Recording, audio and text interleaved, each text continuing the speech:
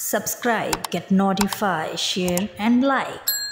अस्सलाम वालेकुम दोस्तों, कैसे हैं आप सब? उम्मीद है खैरियत से होंगे। आज की इस वीडियो में मैं आपको बताऊंगी, अगर आप चॉकलेट सिस्ट या एंडोमेट्रियोमा से सफ़र कर रहे हैं तो उसमें कौन सी डाइट आप लें, यानी उसका ज़्यादा इस्तेमाल करें, और कौन सी डाइट आपको बिल्कुल भी इस्तेमाल नहीं करनी चाहिए।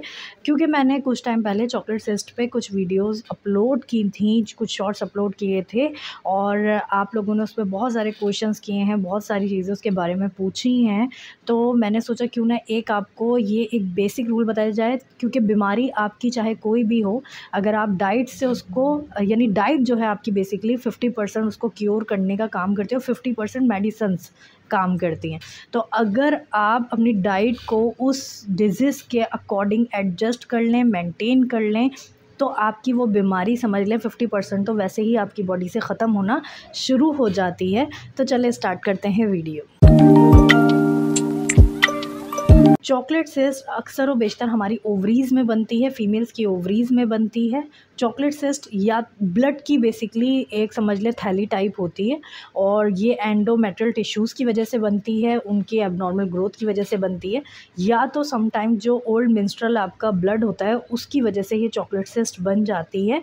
समटाइम जस्ट आपके लाइफ स्टाइल को चेंज करने से, आपकी डाइट को चेंज करने से ये जो सिस्ट है ख़त्म हो जाती हैं, लेकिन सम टाइम ये बहुत बड़ी हो जाती है, क्योंकि ये 20 cm तक चली जाती है। 2 cm से 20 cm तक की इसकी समझ लें ये बढ़ सकती है आपकी बॉडी में, और ये बहुत डेंजरस होती है। इसकी वजह से आपकी ओवरीज़ भी निकाल दी जाती हैं बाज़ औक़ात, और इसकी वजह से आपको इनफर्टिलिटी कॉज हो सकती है, कंसीव करने में बहुत ज़्यादा मसाइल हो जाते हैं, पेनफुल कंडीशन होती है। इसकी वजह से आपके लोअर एब्डोमेन में बहुत ज़्यादा पेन होता है, और आपको नॉज़िया, वॉमिटिंग की शिकायत भी हो सकती है। आप अननेसेसरली वेट गेन करना शुरू हो जाते हैं, हेयर फॉलिंग होना शुरू हो जाती है, स्किन पे इसके साइड इफ़ेक्ट्स दिखना शुरू हो जाते हैं।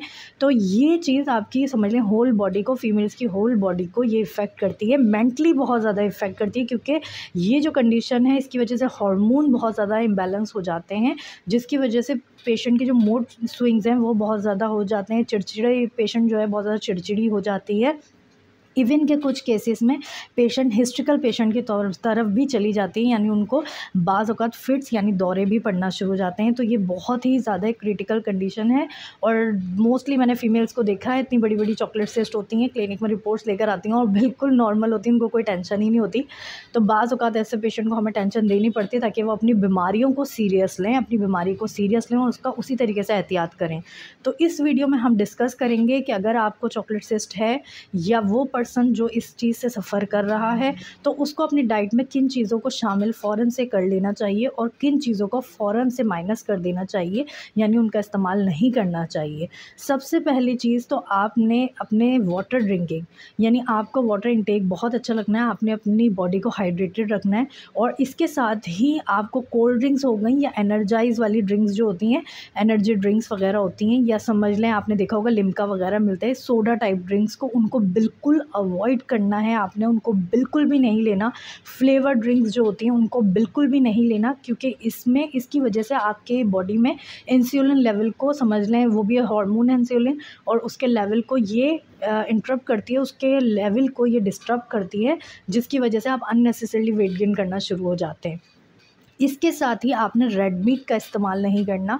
रेड मीट जो है वो आपकी समझ लें जो चॉकलेट सिस्ट है उसके साइज़ को ना सिर्फ बढ़ाता है, बल्कि ये एक ऐसा कॉज है जिसकी वजह से आपको मल्टीपल चॉकलेट सिस्ट भी हो सकती हैं। प्रोसेस्ड फूड का आपको इस्तेमाल नहीं करना, यानी वो आइटम जो कि जंक फूड है या बहुत ज़्यादा तले हुए हैं, क्योंकि ये तमाम चीज़ें भी आपकी बॉडी में इंसुलिन लेवल को डिस्टर्ब करती हैं। अगर आप चॉकलेट सिस्ट से सफ़र कर रहे हैं तो आपको ऐसी डाइट का इस्तेमाल नहीं करना जिसमें स्टार्च की क्वांटिटी, यानी स्टार्च बहुत ज़्यादा अमाउंट में मौजूद हो, तो आपने स्टार्च वाली चीज़ों को बिल्कुल अवॉइड करना है। तो इसके अलावा आपको रिफ़ाइंड कार्बोहाइड्रेट्स का इस्तेमाल नहीं करना, बल्कि हाई फाइबर डाइट का इस्तेमाल करना होता है, यानी वो डाइट जिसमें फ़ाइबर ज़्यादा मिकदार में मौजूद हो, उन ग़िज़ाओं का इस्तेमाल ज़्यादा करना होता है। और इसके साथ ही आपको कुछ योगा आसन या वो एक्सरसाइजेज़ जो कि आपकी सिस्ट को कम करने में, ख़त्म करने में मुआविन होते हैं, उन एक्सरसाइजेज़ का इस्तेमाल करना है।